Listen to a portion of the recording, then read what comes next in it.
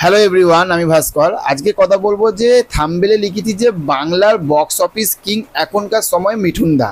কেন বললাম তার কারণ অনেকে অমত হবেন, বলবেন যে দোল ভাই তুই কি পাগল আছিস নাকি, তুমি কি পাগল আছো নাকি রে ভাই। এখনকার সময়ে বাংলার বক্স অফিস কিং তো সেটা তো হচ্ছে যে দেবদা, সেটা তো হচ্ছে জিদ্দা। মিঠুন দা কী করে বাংলার বক্স অফিস কিং হলো? ভাই কিছু কিছু পয়েন্ট আছে, সেগুলোই আপনাদের সঙ্গে শেয়ার করব, তাহলে আপনারা বুঝতে পারবেন। ওই জন্য ভিডিওটা পুরোটা দেখবেন। আমি বারবার বলি যে ভিডিওটা যদি পুরোটা যদি না দেখেন, স্কিপ করে যদি দেখেন, ইনফরমেশান আপনারা হাফ পাবেন, জিনিসটা বুঝতে পারবেন না, কারণ এগুলো হচ্ছে ইম্পর্টেন্ট ভিডিও। তো চলুন প্রথমে বলছি, প্রথম যে পয়েন্টটা যে কেন মিঠুন দা বাংলার বক্স অফিস কিং। প্রথম সবথেকে বড় পয়েন্ট হচ্ছে দেবদার বয়স, জিদ্দার বয়স এবং হচ্ছে যে মিঠুন চক্রবর্তীর বয়স। এই তিনজনকে তিনটে আসনে বসান, কার বয়সটা বেশি?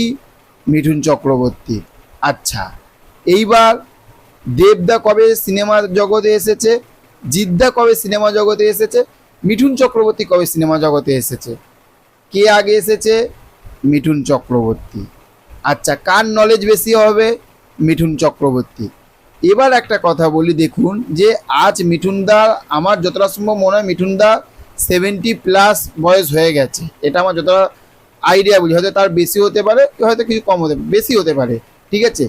তাহলে 70 বছর বয়সে এসে, 70 বছর+ বয়সে এসে মিঠুন দা একবার জাস্ট ভাবুন যে, আমি বলবো যে মিঠুন দা বলিউডে অনেক বই করেছে, এই প্রজাপতি সিনেমাটা হওয়ার আগে বলিউডে বই করেছে, কিন্তু বাংলাতে প্রজাপতিটা কি লেভেলে বক্স অফিস এনেছে একবার ভেবে দেখুন। এবার বললাম যে সেখানে তো দেবদা ছিল, কিন্তু দেবদা নিজে বলেছে যেটা, যে এই যে প্রজাপতি এই বইটা চলেছে অনলি ফর হচ্ছে কিন্তু মিঠুন দা, মানে মিঠুন চক্রবর্তী এবং মমতা শঙ্করকে।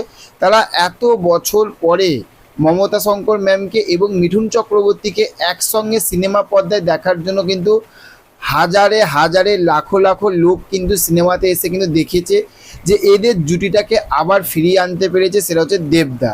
তাহলে দেবদা, মিঠুন দা এবং মমতা শঙ্কর। তো সেখান থাকতে ভেবে দেখুন যে প্রজাপতির কী লেভেলে box office collection Mithun Chakraborty এনে দিয়েছিল।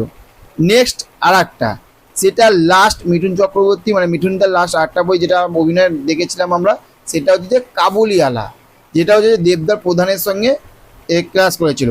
এবার সেখানে একটা জিনিস ভেবে দেখুন যে এই বয়সে এসে, 70 বছর বয়সে এসে মিঠুনদার কাবুলিওয়ালা কী লেভেলে পারফর্ম করেছে। আচ্ছা, মিঠুনদার বয়সে তো আমাদের বাংলা সিনেমাতে তো আরও তো অনেক তো অভিনেতা আছে, হ্যাঁ কি না বলুন আপনারা, নিশ্চয়ই আছে।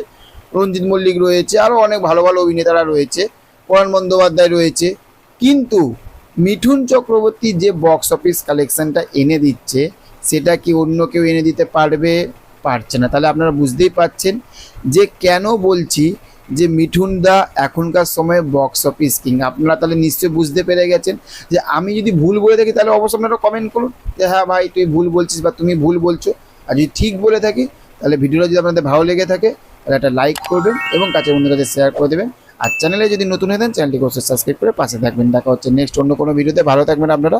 ওকে, thank you, have a nice day, tata, bye by.